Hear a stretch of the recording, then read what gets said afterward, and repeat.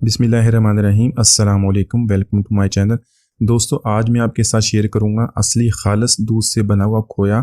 तो इसकी रेसिपी बहुत ही आसान है।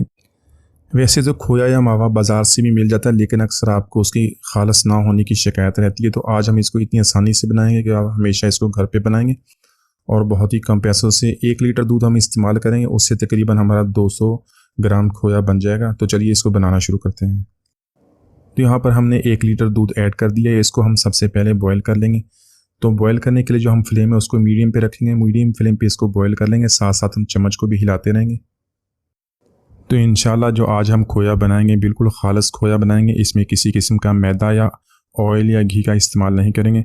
आप इस खोए को मिठाइयों में इस्तेमाल कर सकते हैं या कोई और रेसिपी आप इसमें बनाएं, या इसके पेड़े बना लें, बर्फ़ी बना लें, तो आप इसको बहुत पसंद करेंगे।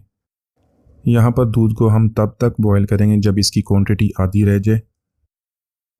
यहाँ पर इसमें ऐड करेंगे 2 टेबलस्पून चीनी के और हाफ़ टी स्पून सब्ज़ इलायची का पाउडर। तो इसमें डाल के मिक्स कर।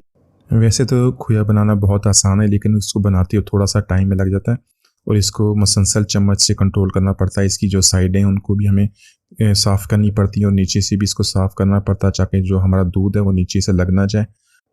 तो यहाँ पर दूध हमारा गाढ़ा होना शुरू हो गया है। इसकी फ्लेम को मैं बिल्कुल लो कर दूंगा। अब लो फ्लेम पे हम इसको कुक करेंगे और चम्मच की मदद से इसकी साइडें बिल्कुल साफ़ करते रहेंगे और इसको नीचे से भी साफ़ करते रहेंगे। तो मसलसल इसको इसी तरह हम पकाते रहेंगे जब तक और मज़ीद गाढ़ा हो जाएगा। तो अगर आपने इसके पेड़े बनाने तो इसी वक्त इसमें थोड़े से बारीक कटे हुए बादाम और बारीक कटे हुए पिस्ते डाल दें और इसको जब हम ठंडा करें तो उसको ठंडा करके पेड़े बना लें, तो वो भी बहुत ही मज़ेदार बनेंगे।